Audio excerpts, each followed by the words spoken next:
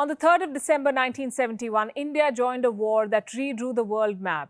It was not a war of choice, but a war of necessity. At least 11 Indian air bases had been attacked, and 10 million refugees had crossed the border.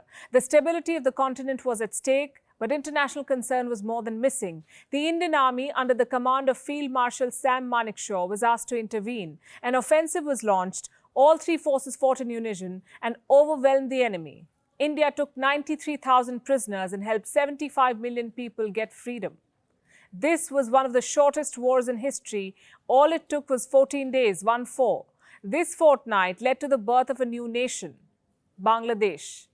Hello and welcome to Gravitas Plus. I'm Palki Sharma Upadhyay. It's been 50 years since the liberation of Bangladesh, a true friend of India, a trusted neighbour and a valued partner. There's an enormous reserve of goodwill that both India and Bangladesh have for each other. In 2021, this relationship is set to become stronger and more rewarding. We'll discuss that in detail. First, let's look at some facts. India and Bangladesh have a nearly 4,000-kilometre long border, the largest land boundary that India shares with any of its neighbours.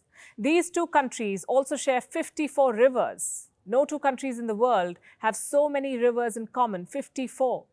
Here's something else that they have in common: the poet who composed their national anthem, Nobel laureate Rabindranath Tagore. In India, we sing the Jan Gan Man. In Bangladesh, they sing Amar Sonar Bangla. Tagore wrote both of them. Bangladesh is also India's biggest trade partner in South Asia. In 2019, India's exports to Bangladesh stood at $9.21 billion, while imports from Bangladesh were worth at least $1.22 billion. India has also provided duty-free and quota-free access to Bangladeshi products that come into India.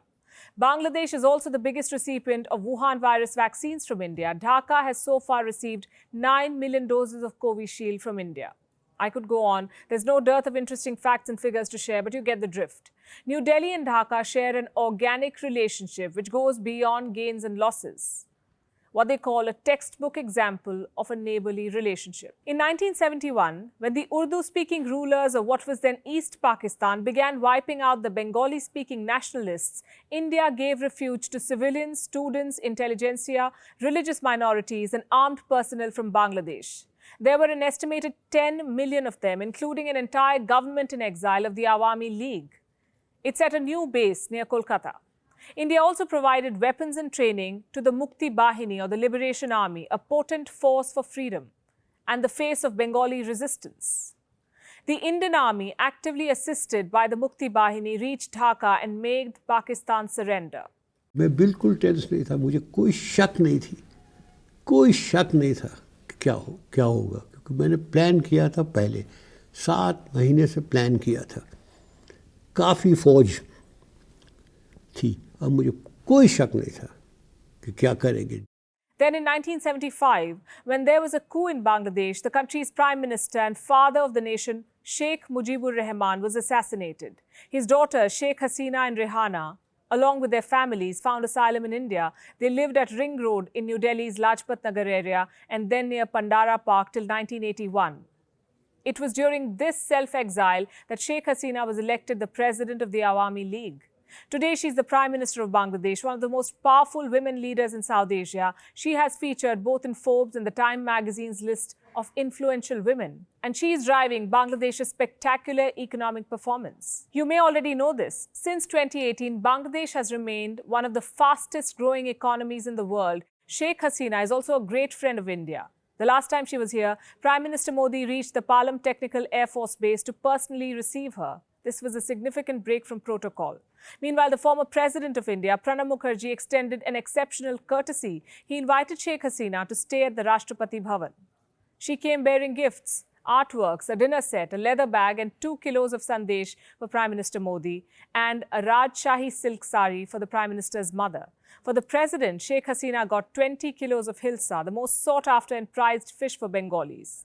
Some accounts even say that she herself oversaw the cooking of hilsa in the kitchens of the Rashtrapati Bhavan. तो आज भी वो साल में 3-4 बार कोई न कोई बंगाली नई मिठाई होगी तो स्पेशली ढाका से मुझे भेज देती. Like I said, India and Bangladesh have an organic relationship, one that cannot be measured through the prism of gains and losses. The two countries have grown incredibly close in the last 6 years. Bilateral ties have taken the form of a 360-degree partnership. The comfort level is so high that no domain has been left untouched. Security, trade, transport, connectivity, culture, you name it, the complexion of this engagement is quite diverse. There is a sizable Tamil and Telugu population in Bangladesh in the textile, tech and medical industry. A growing number of tourists and Bangladeshi students now visit India. In September 2020, when India marked the 150th anniversary of Mahatma Gandhi, Bangladesh issued a stamp in his honor.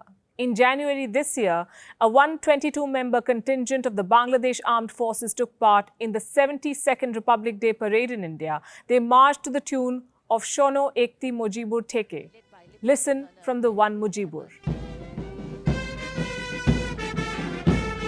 India and Bangladesh are also jointly producing a biographical film on Sheikh Mujibur Rahman. The film was announced by INB Minister Prakash Javadekar at the 51st International Film Festival of India. It will be directed by the legendary filmmaker Shyam Benegal. This was as far as the people-to-people connect is concerned. On the government level, Prime Minister Modi has met Sheikh HASINA several times in Delhi, in Dhaka, in KOLKATA and elsewhere, and each meeting has been remarkable. Both leaders have shown an astute understanding of their priorities and they've struck deals on several joint projects. In 2019, they agreed to build a coastal surveillance radar system to combat growing security threats in the Bay of Bengal. In March 2020, Bangladesh wholeheartedly backed Prime Minister Modi's call for a regional emergency fund for tackling the pandemic. It contributed $1.5 million to this fund. Then in December, leaders of these two countries held a virtual summit to enhance bilateral ties. A number of MOUs were signed, several deals were struck, the foremost being a trans-border railway route to enhance trade ties.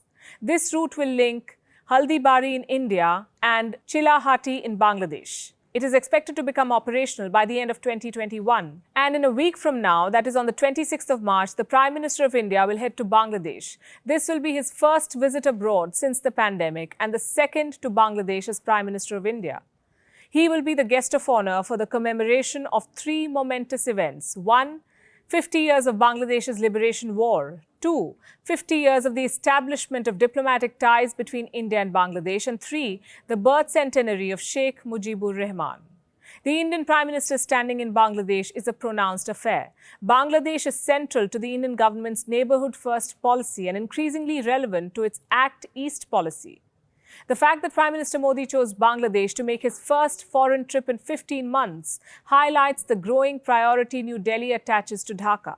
That said, it's not that issues do not exist. All neighbours have issues. So do India and Bangladesh. From the TEESTA water-sharing deal to the issue of illegal immigrants, to disagreements on the maritime border, and to differing views on Chinese investments, there are quite a few outstanding issues and differences. But Delhi and Dhaka know well how not to turn differences into disputes. They understand that sometimes even the best of friends have to agree to disagree on certain matters. So I'll wrap with what Rabindranath Tagore once said: the depth of a friendship does not depend on the length of acquaintance. India and Bangladesh have worked together for half a century, but the growing camaraderie that we have witnessed in the recent years is unprecedented. The upcoming visit by Prime Minister Modi is aimed at further building on this. The Dhaka-Delhi partnership has finally come of age.